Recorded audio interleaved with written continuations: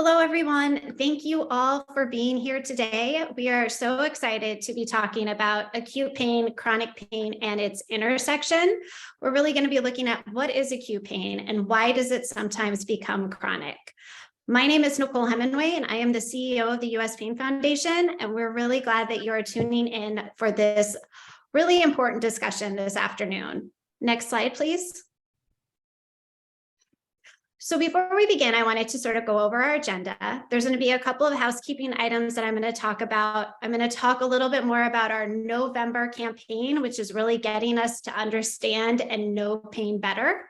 Then I have the pleasure of introducing our expert talker today, speaker, Dr. David Nagel, and then he's going to have his presentation followed by a Q&A. Next slide, please. So we will be taking questions at the end. Please note that we cannot answer any highly specific medical questions. If you are tuning in through Zoom, please use the Q&A icon at the bottom of your screen to put your questions in. And on Facebook, if you're tuning in and have a question for Dr. Nagel, please type it into the comments and we will be sharing those as well. Also, just remember that all of our webinars are recorded and posted to uspainfoundation.org/webinars, so you can always watch this at a later date as well. Next slide. We also want to make sure that everyone knows that this webinar is educational only. The information we are sharing is not to take the place of your healthcare provider. You should always contact and consult with them about your unique health situations. Next slide, please. A special thanks goes out to our November sponsors, Vertex and Johnson & Johnson. This information is educational only, and it was developed solely with U.S. Pain Foundation without review from our sponsors. But thank you for making this possible. Next slide. As I mentioned earlier, November is our Month of Knowledge campaign. And this year, we chose the theme, It's Time to Get to Know Pain. Our campaign is really aiming to highlight acute pain, chronic pain, and that intersection of why acute pain sometimes turns chronic. Throughout this campaign, we have developed educational handout that you can find online at our website. We have published articles looking at different topics. Some of them is managing acute pain and long COVID. And we also were going live on Instagram and posting facts and different information about acute pain, about chronic pain, and research being done that's really looking at that intersection. So if you have not been following along this month, please go to learn more at uspainfoundation.org/November/acute to chronic pain. Next slide, please. So now I have the privilege of introducing Dr. David Nagel. Next slide. He is a physiatrist that has specialized in pain management and practicing for over 30 years in Concord, New Hampshire. He is the author of the book, Needless Suffering: How Society Fails Those with Chronic Pain. He is the chair of the Pain Management Best Practices Committee for the NFL Players Association Pain Committee, which I know he will be touching on a little bit later in his slides. He is the founder of the New Hampshire Pain Collaborative and member of the New Hampshire Governor's Opioid Prescribing Advisory Council. He recently was appointed as a representative in the state of New Hampshire.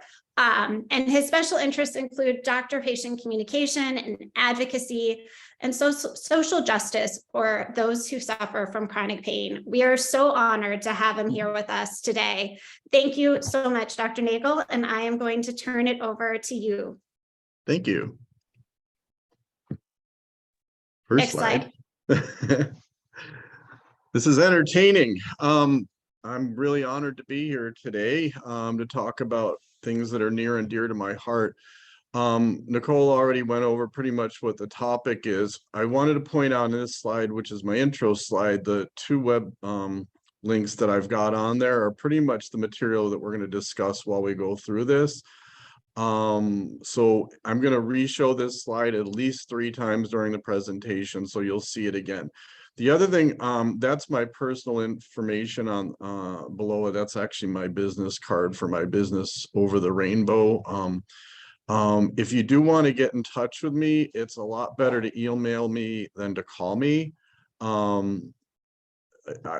don't get calls very well, and just email me if you have any questions. So, and again, that's going to show up later on. Next slide. These are the issues that we've already raised that we're going to try to touch on today. This is an incredibly ambitious agenda. So by necessity, we're going to try to, it's kind of a superficial view, but my big interest, as we pointed out, are advocacy. I'm a hopeless cynic. So I think some of my comments during this time, we're going to reflect both my cynicism, both my hope as well, and also the advocacy work that we're doing and what you can do to help make the world a better place, which is our goal, I think, with these meetings. Next, please. So that's always been my dream, to stand next to Terry Gard, next to a new, whatever they call it, reanimated life form. Anyways, it's one of my favorite movies of all time. And in some ways, I kind of feel like Gene Wilder in this. I've been around pain my whole life. My mom had a severe form of rheumatoid arthritis, at least somewhat blindly. I was a witness to pain from the time I was a little kid. And the reason I say blindly is my mom really never let us know how functionally limited she was until she couldn't hide it anymore. So, but at some level we did see it. And so I learned how to deal with the functional issues of pain and how to adapt to it. My dad built an entire house that was designed to my mom's eventual disability.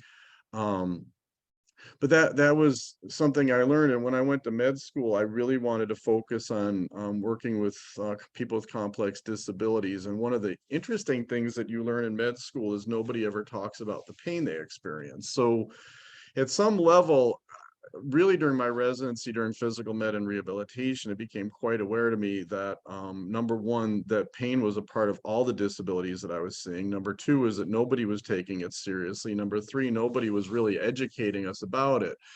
And I thought that was an incredible problem. And I really became determined to do something about it. And that's pretty much how I've devoted the last 35 years of my career to, to understanding pain better. And the best thing about not having a clear curriculum to learn about pain was I could go to anybody on the planet I wanted to, and I could learn from them, which is an incredibly good way to learn.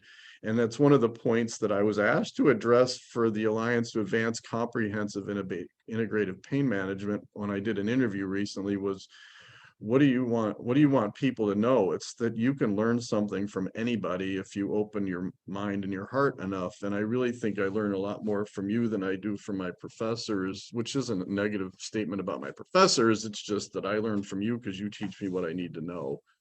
Next slide. As we go on, I'm actually supposed to explain the mystery behind all these pictures. I mean, this is a mapping of different body types. The reason why I put it on here is that pain comes in all sorts of varieties, from organ pain to structural pain to neuropathic pain to big people to small people to old people to young people to people of different colors, whatever. Different ethnicities, different cultural backgrounds. It's virtually impossible to cover every one of those different possibilities in one presentation. My practice is primarily chronic pain. We're going to focus really just more on musculoskeletal and neurologic pain because that's kind of what I do. But I don't want to forget that there's other kinds of pain as well. Next slide. So, I really want to focus on what we did with the NFL. And I don't know how many of you are athletes out there. And it doesn't seem superficially that what we talk about with elite athletes generalizes to quote normal people, end quote. But I found in my experiences that there's an incredible amount of overlap, and what we learned from the athletes will generalize well to you. But A couple of years ago, 5 years ago now, I got a call from somebody who I said they were from the National Football League Players Association, which I immediately thought was a friend playing a joke on me. And it took a while for them to convince me that it was a real call. And they said they wanted me to come to Washington and be a part of this committee to look at studying the concept of pain in elite athletes, particularly football players. And I agreed to do it. Next slide. And the reason why I wanted to do it had nothing to do with NFL players. The reason I wanted to do this was I had this dream of, or a vision of creating a best practices guide for consumers on how to manage your pain. But I was looking for an opportunity on how to do that. And the reason why is we have best practices guides that are very self-serving for professionals. Like some of you may be aware that the health department of the interagency task force came up with a best practices guide a couple of years ago. And my personal opinion is that it was not tremendously helpful. I mean, it had some good points to it, but it was very self-serving and the kinds of recommendations. It was very black boxish and other issues and areas. And I just think as a consumer of care, I didn't particularly find it helpful. And I wanted to write something that would speak to the patients that I was seeing. And the whole purpose of it was to empower patients with the ability to manage your own pain, especially in a world where I can't see any of you out there, but how many of you trust your healthcare provider to provide the care that you need? Hands up. I mean, you can hands up if you want, I won't see it, but but anyways, that's why I saw this as an opportunity. And the reason why was because of this Sports Illustrated article. It came out in 1992. And what they looked at was two separate things. My big interest at the time was post-concussive syndrome. They had two references there to post-concussive syndrome and Warren Moon and Al Toon, who were football players, and the problems that they dealt with. At that time, post-concussive syndrome was considered a neurosis, not a real thing. So what I started doing was I had started a clinic to take care of that entity, and I was going to court all the time to defend these people that their problems were real, either to workers' comp carriers, personal injuries, whatever, to family members who didn't believe it was real, and these people having problems with memory function, diffuse pain, which people don't realize is a common part of post-concussive syndrome, headaches, all sorts of things. So I sat in a courtroom once with a medical journal, and I quoted something, and I had the Sports Illustrated article, this one, in the middle of it, and they wanted me to quote, some literature to support my point of view. So I read it, and they go, "Oh, wow, where's that from?" And I showed it. It's from the medical journal of Sports Illustrated. And I remember that the attorneys and whatever, all of a sudden, I made a reference to an elite athlete, and all of a sudden now, it was a real problem. When it was a normal person, it didn't matter. And I suddenly became aware of the power of professional athletes to change social policy. And I thought, wow, if they could do that for this, maybe they could do it for pain. And so that's why I chose to participate. Because I had such a strong vision, they asked me to chair it or co-chair the best practices committee. And so we eventually finished that project. Next slide, sorry. The next big thing for the NFL was the whole concussion thing. The movie came out with Will Smith that made the concussion issue that we saw in 1992 to be something that you really could no longer ignore. Next slide. And so we know what's happened with head injury. How many of you are wearing helmets for virtually everything you do? Nicole's wearing a helmet to dodge tornadoes. That's because of all of this effort that came out of the NFL to change the way we look at head trauma. The NFL Players Association then created this this study to look at professional football from a whole life, whole person point of view. They hired a group of attorneys to look at this, and it was like a 2-year project. And at the end of it, they came up with 77 different recommendations, one of which was to look at the issue of pain in athletes. Because they said nobody looked at it, and that was true. There was very little in the literature at all to talk about this issue. That's what gave rise to us. Next slide. I became it became quite apparent in talking with athletes, elite athletes, that this was a problem that they believed was unique to themselves. But the more I talked to them, the more I realized there was nothing unique about this to them. I saw the same problems every day in my work with, construction workers, housewives, whatever. They were dealing with the same questions. I was shocked to find out that players don't trust their medical staffs to provide them the care they need. One player, in fact, told me that he believed that the doctor was more interested in his own needs, supporting his own pocketbook, and was more likely to recommend a treatment that would generate revenue for him and not necessarily help the player. That was a really cynical statement, but the U.S. Pain Foundation came out with a study of chronic pain patients recently that said basically the same thing.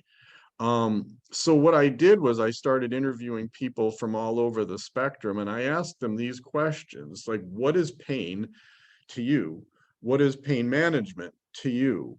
What strategies do you use to manage your pain? What do you recommend for other people other than you? And who influences these decisions? Who oversees this? Who decides risk? And, why would you in your right mind play professional football? What's the point? My son's a freestyle skier. Why would you do something that stupid? What is it that makes you want to do this and take these risks? And then is there a way to put an adult in the room when making participation in pain management decisions? I have about at least 100 pages of notes that I took from about 7 different focus groups looking at these things. But the more I heard the answers to these questions, and we're talking about acute pain here, we're not talking about chronic pain.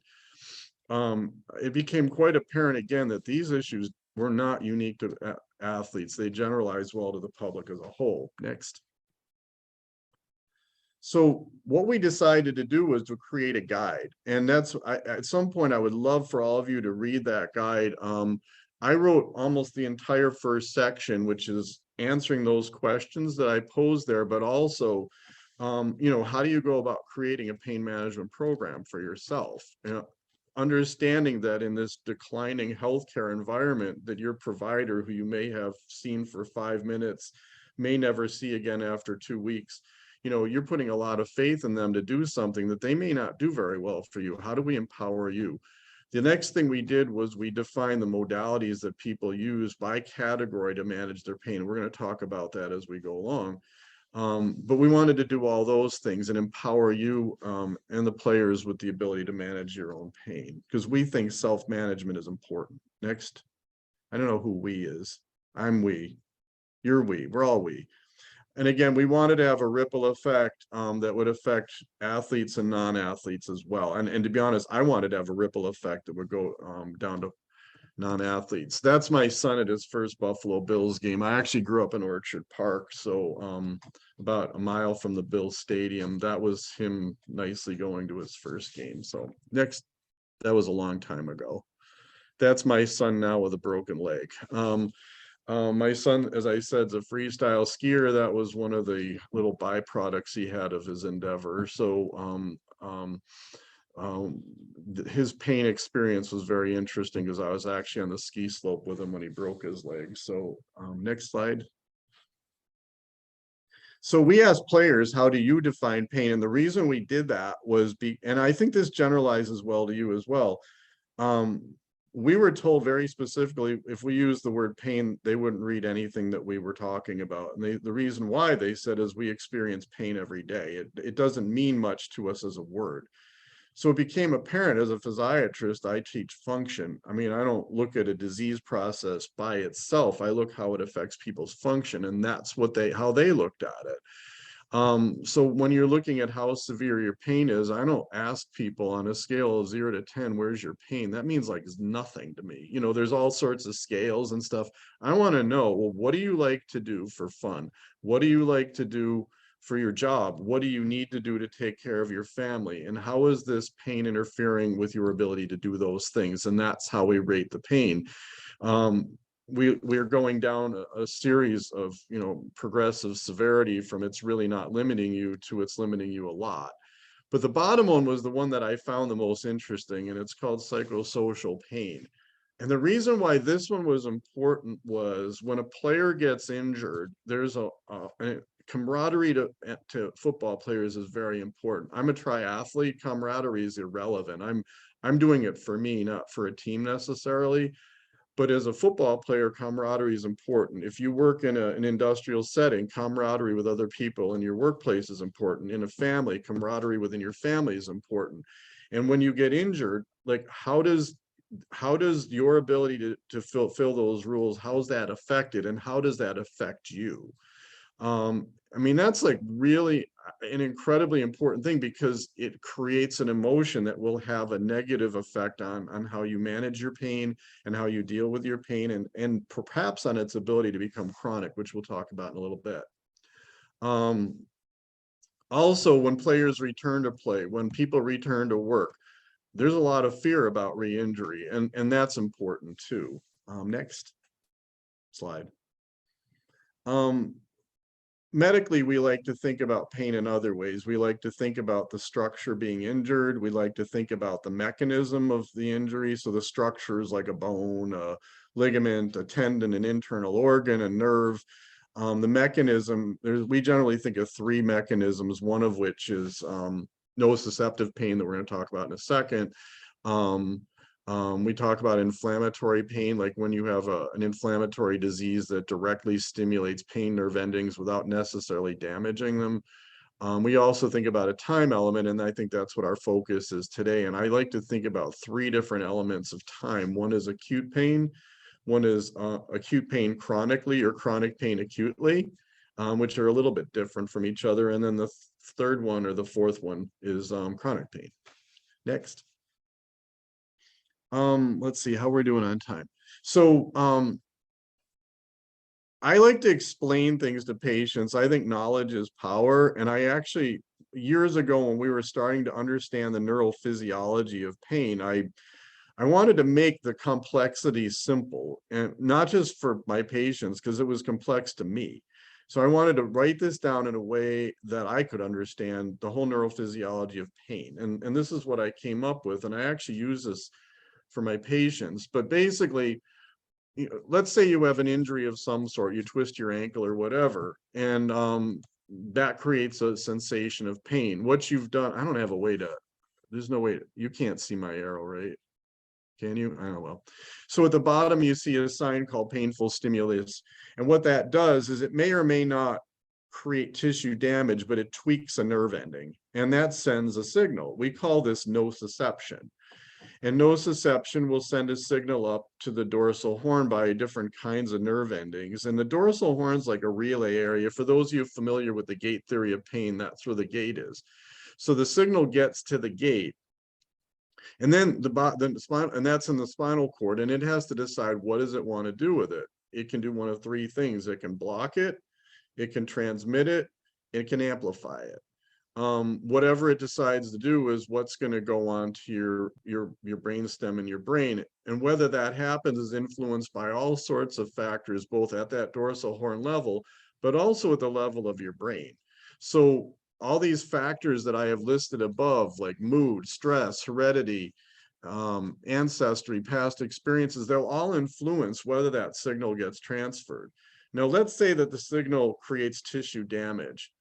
Now you're going to have a perpetual signal. There's going to be inflammation created that's going to actually irritate that nerve ending more. It sensitizes it, it makes it more likely to fire, so that signal keeps going. One of my young patients referred to this as pissed off pain syndrome. So what he basically said was that you've now pissed off the nerve ending, and now it sends all these signals up to that dorsal horn. And if it keeps doing that over and over and over again, it pisses off the dorsal horn. I'm not sure I'm allowed to say that word, but I did. So anyways, at the dorsal horn, now you've excited that dorsal horn and you start to sensitize it. So it becomes more sensitive and it fires more regularly. And again, all of this, whether this happens or not, most of the time it doesn't happen. But when it starts happening, you've now transferred from an acute pain phase to what we call a neuropathic chronic pain.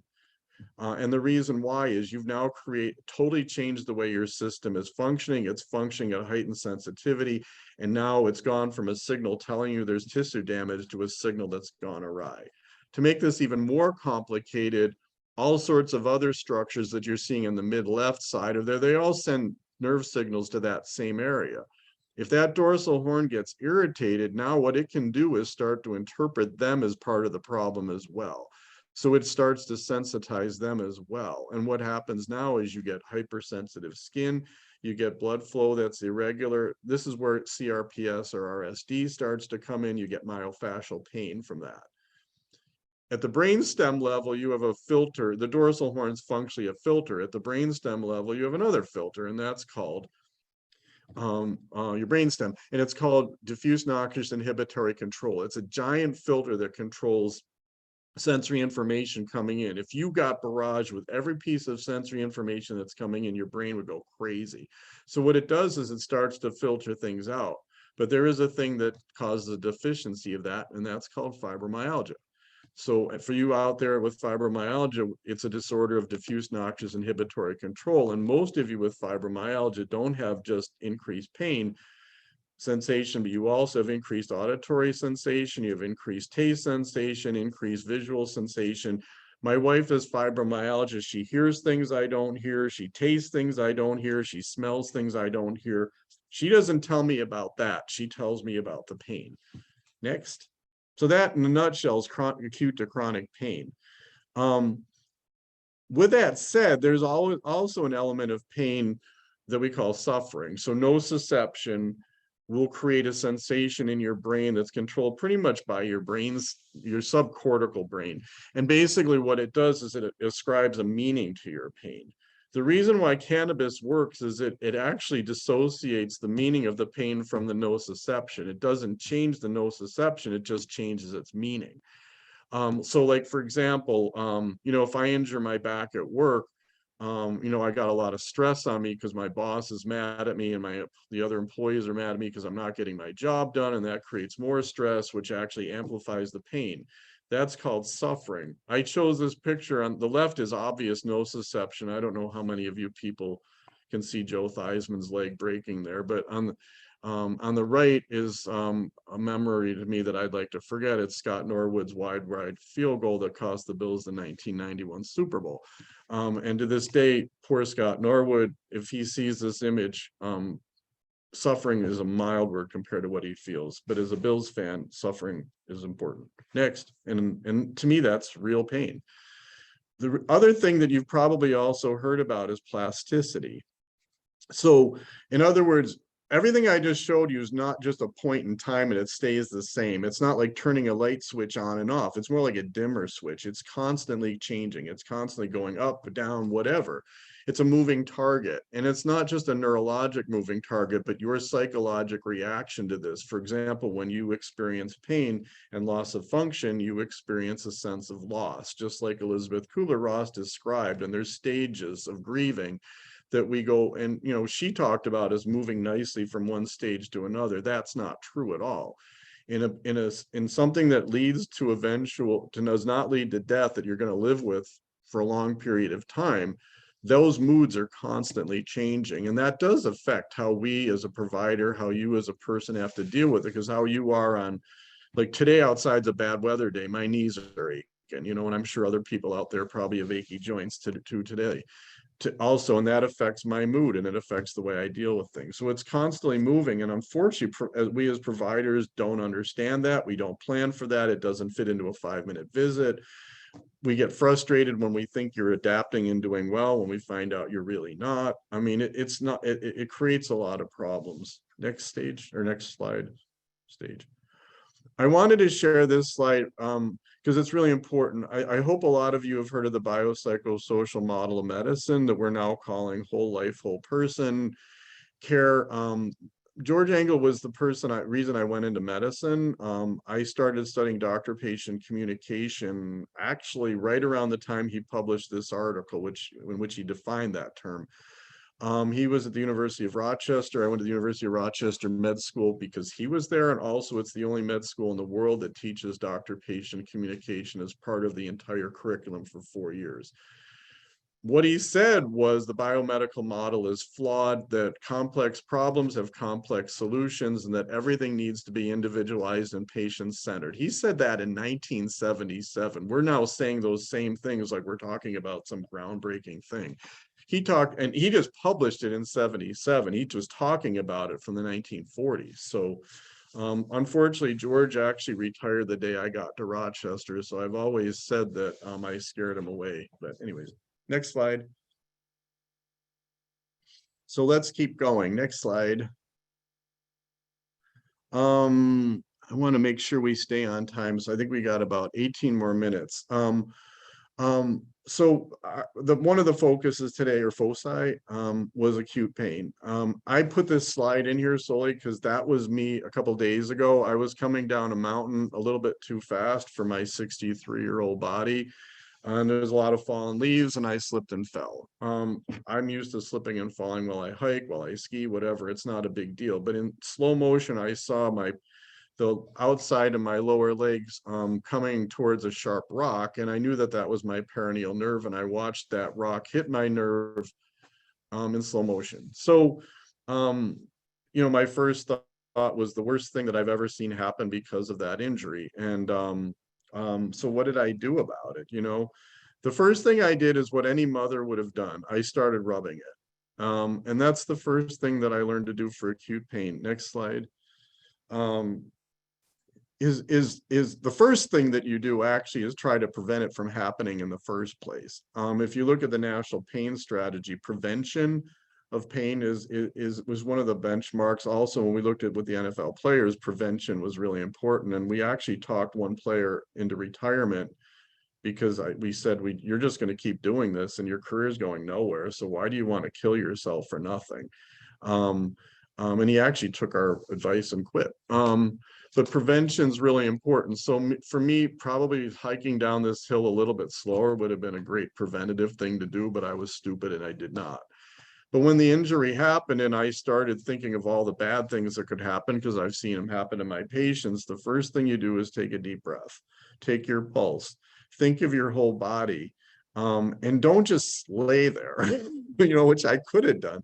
The first thing I did was I got up and I started to move the area. And we find that movement, touching, they're all really important modalities to do when you first start out. Certainly, like even with my son when he broke his leg, that was the first things that we did to try to assess it. And at some point you realize, well, being on your legs probably not a good idea. And we looked at it, realized that it was probably broken, and we changed the way we did things. But that's the way we started.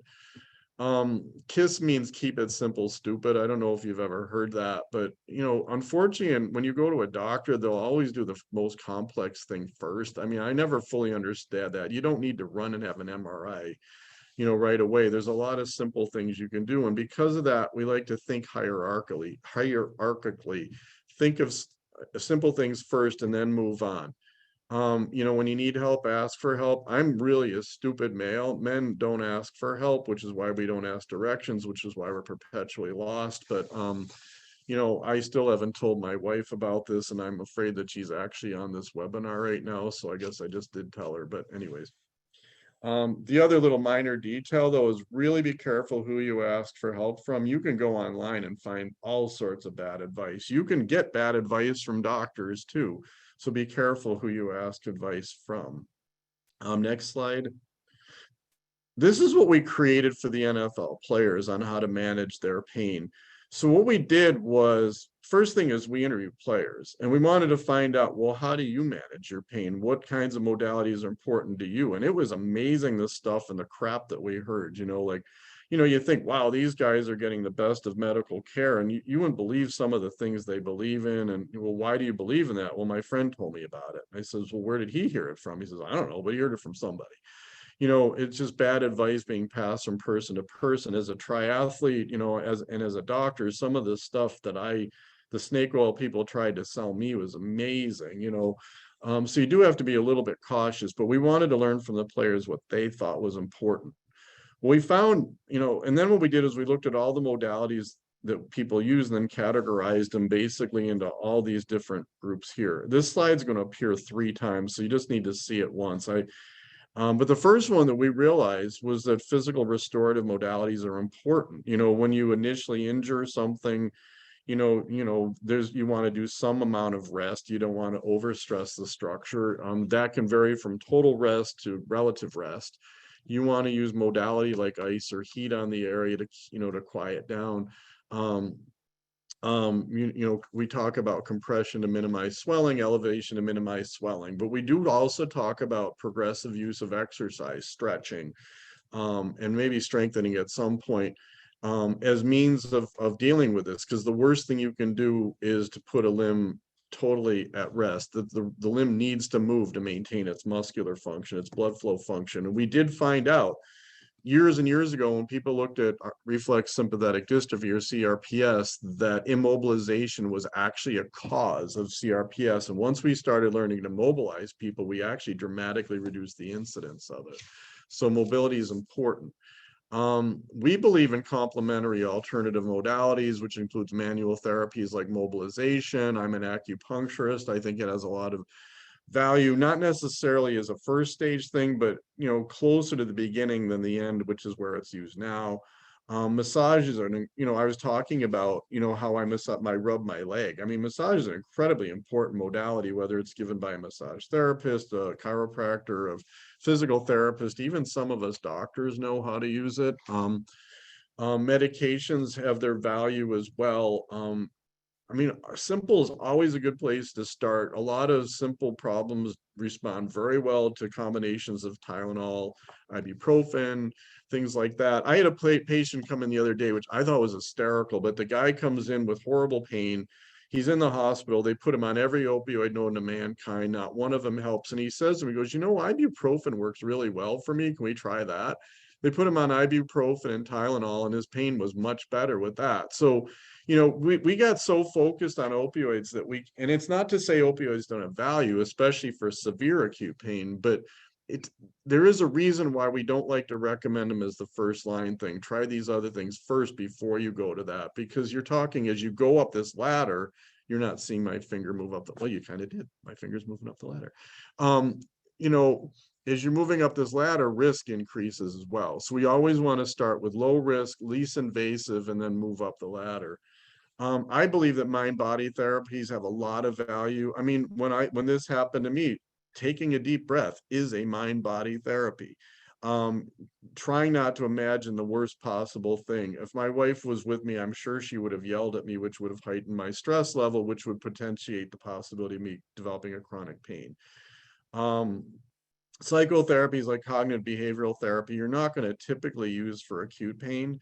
But it has its value, especially if the problem's not getting better. For the same reason, you want to focus on cognitions, take care of those central factors that we talked about in that model to try to minimize our discomfort. So at some point, it does have a value, probably not during the first week, but at some point. And I think it's underused and undervalued. Sleep is important. I don't want to get any details about that. Nutrition is incredibly important. And we don't look at nutrition and pain often enough, but it's extremely important. We just had a whole lecture at the NFL on nutrition, and it was something that we all should hear. Bad habits means like smoking, alcohol, excess use of cannabis. Everybody's using CBD and cannabis now. I actually walked into my office today and somebody reeked a pot. I mean, these things have value up to a point, not alcohol and tobacco, but cannabis has value maybe up to a point, but when you get beyond the point, it becomes a bad habit. It wasn't until you had exhausted these modalities that we started talking about sticking needles in people. They're not the first thing you should be thinking about. I mean, doctors make a lot more money doing that than they do doing the other things. But at the same point, last I checked, I'm here to help you, not me. So I would like to think that I put your needs ahead of mine. And that's why that NFL player saying that to me really bothered me, because unfortunately, I think he's right. And surgery is way down the list. I mean, yeah, sometimes you need to operate. Like my son had his surgery 6 hours after his fracture. Was it the right thing to do? Yeah, it was. He had a displaced fracture. But for most things, surgery is the last thing you want to think about. And it's important to note that surgery is not a fix. It's a correction. We like to think of surgery as a fix. It's not. Most surgical problems are temporary, or solutions are temporary. You will develop problems after, and that's another long-winded study or talk. Next slide. I think I'm getting really. Who do you go for help? Am I doing okay? All right. Um, I actually quoted the NFL player. That's why this slide was there. Next slide. We're actually working on a book that's called How the Art of Keeping Your Doctor Human. I don't want to go over this in detail, but this is how you go about dealing with a doctor. That slide in the middle there onto the upper right, that is the typical doctor visit nowadays. I personally do not wear a white coat. There are no clocks in my room, and I don't allow computers in the room at all. If we need to do anything that involves a computer, I take the patient to another room after. But I really think it's important. And there's no table between me and the patient. I think that's kind of rude personally, but it creates an artificial barrier. So, but that's the way doctor visits are. I think we're not going to have time today to talk about the medical industrial complex, but trying to find a doctor to deal these days is really hard. And I understand that. But you really need to think about your doctor. You need to understand you've got a 10-minute visit and you need to prepare for it like you're preparing for this talk. You don't need to make a PowerPoint though. Bring notes, document all your information so they know advance. Give them a paper with all your information, your medications, your allergies, your surgeries, whatever. I love it when patients do that. Make sure you get your questions answered. And the reason why is you paid for that visit. And you have the right to have your questions answered. If a doctor walks in and out in 37 seconds, I would refuse to pay him. I mean, that's just not appropriate. Bring an advocate with you. You want to bring somebody in there with you who will hear what things that maybe you're not hearing, or stand up for things when stand up for you when you don't have the ability to do that for yourself. And also be willing to follow the doctor's advice. And if you can't, say why, because compliance is important, and it's important to do that. Next slide. And keep copies of your medical records. So how much time do I have, Nicole? About 10 minutes, 7 to 10 minutes. Perfect. I can do Okay. this in 10 minutes. Perfect. So nobody talks about this entity of acute pain chronically. And we actually heard this from Tom Mayer at the NFLPA. He said, our athletes are always in pain, but it's always something different. It's chronic nociception. In other words, they're injuring this structure, then that structure. It's not like chronic neuropathic pain, it's chronic nociceptive pain. So I started thinking, well, I work with all sorts of patients that have acute pain chronically who don't play sports.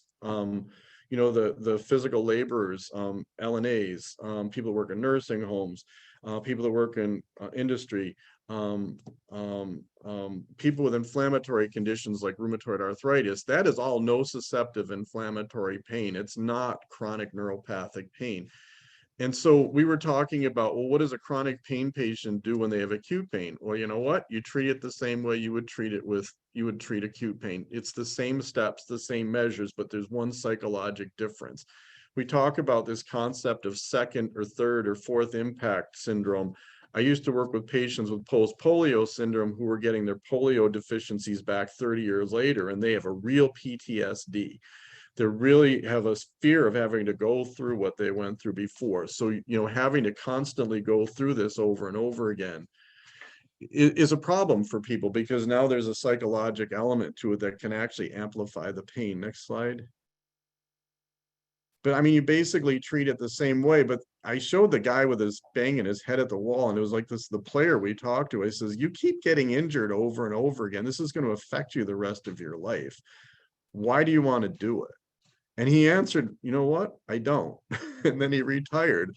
And I thought that was really a really neat thing. You know, you have to really examine your life, examine your ergonomics, how you do things, why you do things. Ask somebody to help you with that, to figure out, well, why do you constantly injure yourself over and over again? And can you prevent it? Next slide. Then we talk about chronic neuropathic pain. And the reason why I'm calling it neuropathic pain is that and we talked earlier about the whole mechanisms of pain. In neuropathic pain, it's not necessarily injury to a nerve, but now your central nervous system has changed. And now, like, the bat signal in this image is actually kind of a little bit wrong. So, now you don't have a signal that's giving you information. It's a signal gone awry. And the problem that we have as doctors is that we kind of understand it, but we don't understand it. We don't have a universal solution that works for everybody. And going back to George Engel's statement, this is where patient-centered care comes in. We have to look at each person as an individual, which takes time. And we need to look at the factors that are involved in creating, amplifying, maintaining their pain, and looking at how we can change those factors to help you adapt to your pain better. Next slide.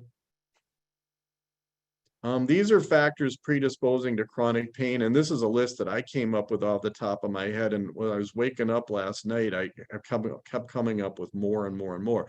But I've been involved with pain management for 35 years, and this is my belief, my feeling. I'm not going to point to a literature source and say this is where it came from.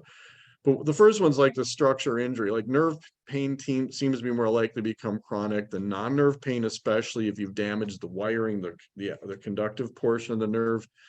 The number of structures involved, like we deal with combat vets that have multiple trauma. The more trauma you have, the more likely you are to get some element of chronic pain, especially if it leads to immobilization. So like a guy that gets hit with an IED that's in the hospital for a long period of time. I mean, I hope none of you got hit with an IED, but some of you out there might have, I don't know who my audience is, but we do see veterans that have significant problems like that. The longer the pain is there, the more likely it is to become chronic. We do know that. The intensity of the pain is probably a factor. We do know in phantom pain with people that have amputation, the stronger the pain, the more likely you are to get phantom pain. And the longer the more likely it will persist. The setting of injury is really interesting. I could hurt my back at home doing something silly, and there's no stress to that. But if I injure my back at work, and all of a sudden half the planet's mad at me, then all of a sudden it's a very different psychological environment.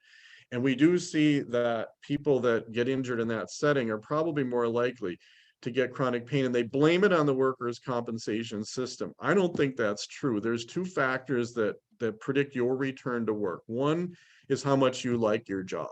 But the second one is how much your job likes you. And people always forget the second element to that. So if your job treats you like garbage and you're feeling like, see those two images, they're being screamed at, bullied by somebody, you're more likely to develop a chronic pain syndrome. The meaning of the injury for you, that is a really great long webinar by itself. And I don't want to get into too much about that. The emotional elements that surround the injury, your sense of control. If you feel you have absolutely no control, which is the whole reason why we try to create this means of empowering you, so that we could at least affect that element. But if you feel you have no control over your pain, no control over your treatment, no control over who cares about you, all those are elements that will amplify the pain. Your background is really important. We know that certain cultural groups are more likely to develop chronic pain. I think I forgot to put in there, but people that have been subject to physical, emotional, sexual abuse are much more likely to develop chronic pain when they experience acute pain. How much you're stigmatized. Like I remember being yelled at because I refused to play football when I had a finger boo-boo when I was a little kid. And I remember just, it seemed to amplify the swelling. I'll never forget that. How the healthcare response is to you. And we know there's disparities in how we treat different groups of people, and that's not a good thing. Next slide. What is pain management? I'm going to give myself 3 more minutes. How's that? First of all, when we deal with acute pain management, yes, it is a cure. But I firmly believe that my job as a doctor is to help you control your own healing process to heal the problem yourself. I don't heal it, you do. And so in that sense, what I do for you is not a cure, it's a conduit. So I don't personally look at anything I do as a cure. But in chronic pain management, we're not looking at cures. We're looking at trying, how do we minimize your suffering and maximize your function? That's our goals. You really need to find an advocate. We know in rehabilitation medicine that people that have support are more likely to do well. People who don't. Ideally, it comes from your family. We know in a lot of groups of people that's not the case. We do know that in people that have found success in overwhelming environments, that if they found a mentor, that really helps. And we think the same is true in pain. You need to find somebody you trust to oversee your care. It doesn't have to be an MD. There's lots of people that can do that. I have a chiropractic friend in town here that I think is absolutely wonderful. My one friend goes to a functional medicine doctor and he's basically saved her life. I mean, there's lots of options. It doesn't have to be an MD, but it has to be somebody that really cares about you. You have to think about your whole person in your whole life. Pain involves every part of your life, and you need to think about everything. You also need, integratively means that all these aspects of your life are actually communicating and working with each other, which is a huge stretch these days. But it's funny, the more we communicate, the less we communicate, which is totally true. Let's see what else. And our goal again is self-management. The reason I mentioned mutual participation is there's 3 models of doctor-patient communication. One is activity passivity, like if you're in a coma, you can't really participate, even though your family can, you can't. The other one's guidance cooperation, which unfortunately is the way model that usually happens. Mutual participation is you and the doctor mutually participate together in making decisions and you're relative equals. And that's the model that we really need to start learning to use. Next. And we already went over that, and I don't think we need to review that again, although as you get into acute to the chronic transition, you're going to actually be moving up the ladder. So with acute pain, you're going to be working down the ladder. With chronic pain, you're going to be actually looking up the ladder. And remember, there's risks to doing that. Next slide. These are a whole list of secondary issues that we always forget to talk about and deal with. That's why when I did pain management, I had a pain management clinic for 20 years.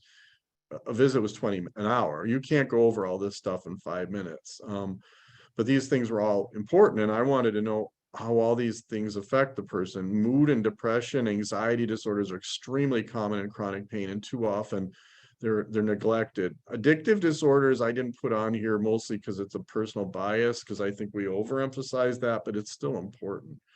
Next. I think I'm gonna probably just skip through the next ones. I have a newly elected representative. I've been involved in social policy and social action now for a long time. I think big picture, and that's why I put these things in here. The picture to the right is really important to me. I wrote a book called The Missing Chapter, and if you go to the website, Dr. Nagel for NH.com, which was my political website. My book, The Missing Chapter, is actually on that. And it's about us caring for the homeless, the people, the disenfranchised in our culture, which I include people in pain. But I was always amazed that something like this really happened, where I saw somebody touch a homeless person on the street, and I was shocked to just see this sense of relief. And the guy looked just like this guy looked in the picture. I think touching and caring is important. Next slide. And I think we're just going to zoom through the next couple. Next. I put these slides in because these are all the barriers that we face. These were dealt with in a separate webinar that you can access. I think if we go back a slide, it's on there. Yeah, it's that webinar right there. All this is addressed there.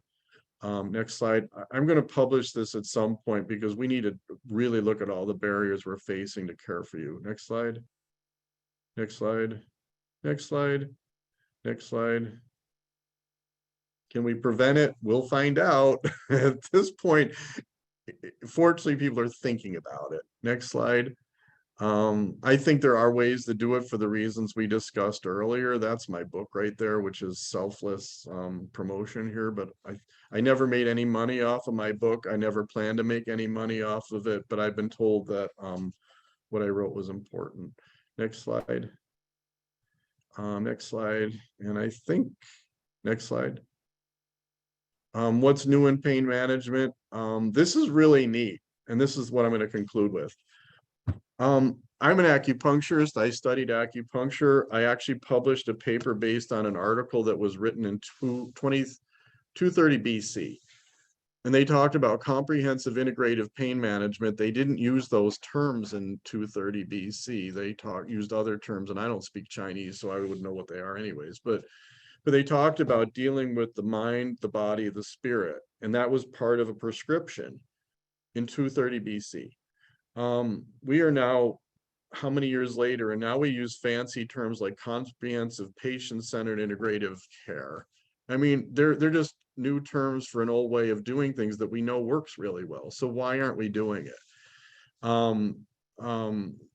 We need to create a financial incentive for the system to do that. CMS has made some changes. Nicole and I talked about this yesterday. I'm extremely cynical that it's going to make much of a difference. I personally believe that we need substantial revenue redistribution from people that provide procedural fragmented care to people that provide whole person, whole life care. And it doesn't mean that procedural care is not important. It's just, I think it gets reimbursed way too much. And unless we give people the incentive to provide comprehensive care, it's never going to happen. But that's what's new in pain management. It's what's old. Do I have great new snake oils that are out there? Not off the top of my head. I do believe there's 3 stages to learning. The first is blind acceptance. The second is hopeless cynicism. And the third is some level of equilibrium. I am perpetually stuck in the cynical phase.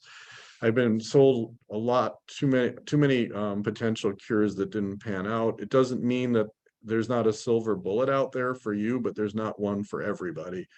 And we need to realize that. That's the whole basis of patient-centered care, is what works for me may not work for you, and we need to understand that. And I think that's it. Next slide. These are just some legislative bills that I've proposed for New Hampshire that are going to increase access to alternative therapies. And that's it. I'm done. Well, thank you so much, Dr. Nagel. I know that I gave you a very large, lofty, big topic to tackle in 45 minutes, and you did such a great job discussing acute pain, chronic pain, pain management as a whole. And I really thought what was so great was the one slide, what to do and how to get help. I think that is so very important for everybody tuning in. I know that we are close to the end of the hour, so I'm going to limit it to 5 questions, but I did want to say that people are saying thank you so much on Facebook. People were clapping, agreeing with what you said. You definitely are so passionate and genuine when it comes to making sure that individuals living with pain are treated appropriately and have access to the care that we all need and deserve. So the first question I have for you is, most physicians are highly specialized and only promote their particular specialty to treat patients, generally because that is part of their business model. How do you reconcile that with the approach of the biopsychosocial model that you advocate so strongly for?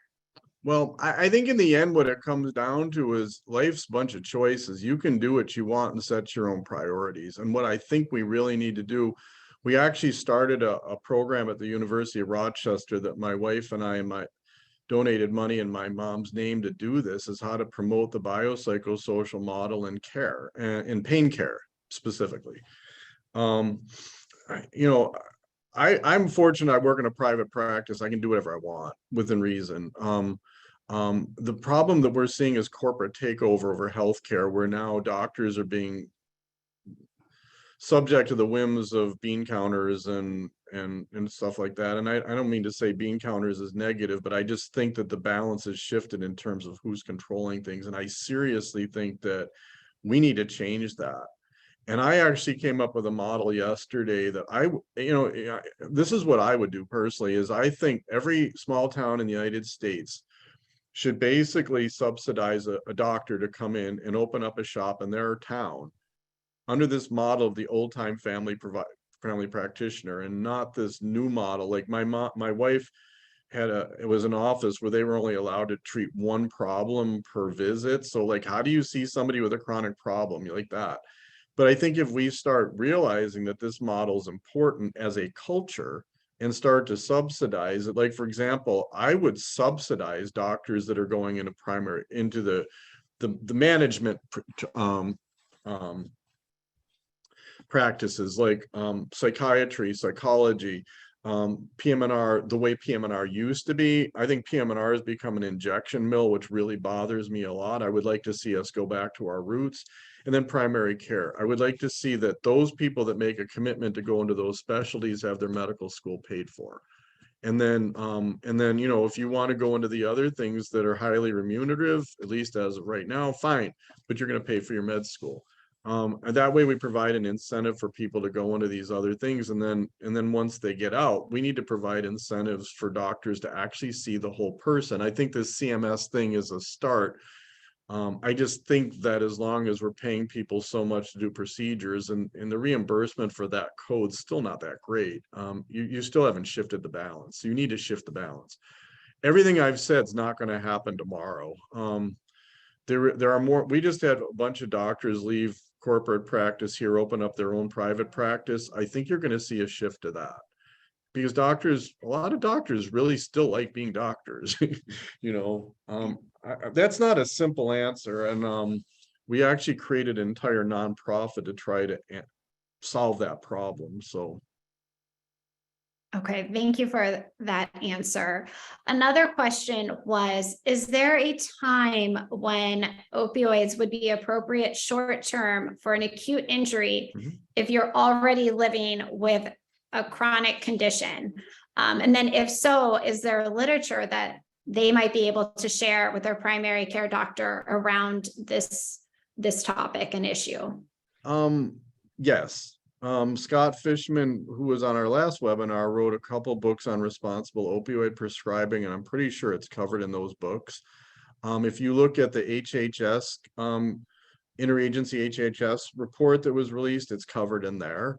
We actually rewrote our state policies to basically say that it is okay to write opioids for acute pain. The difference is that, you know, I actually wrote our state opioid policy in 1998, and you know, the way we looked at it was we never envisioned a world that people are going to be handed huge bottles of pills. You know, when you have a patient come in that's in severe pain, I mean, and especially, and then another patient that I'm going to assume, I'm making an assumption here that when you're on you have chronic pain, that you're already on opioid therapy. It would be, I think that we need to understand that in those two settings that people are going to need opioids. But the difference is, instead of handing them a bottle of 60 pills, you don't hand them a bottle of 60 pills, you hand them a bottle of 3 to 7 days worth of what you think that they may need.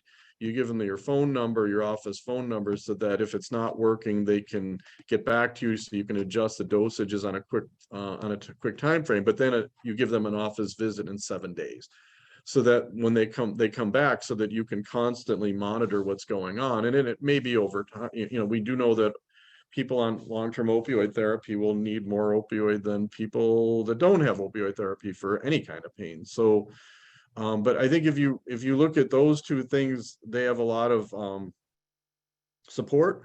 Those two references that I gave you, and I think you can hand that to your doctor and say, here, the HHS report is 220 pages long, so you don't want to overwhelm them. But when Scott came out with his first book, we actually gave that book to every doctor in the state.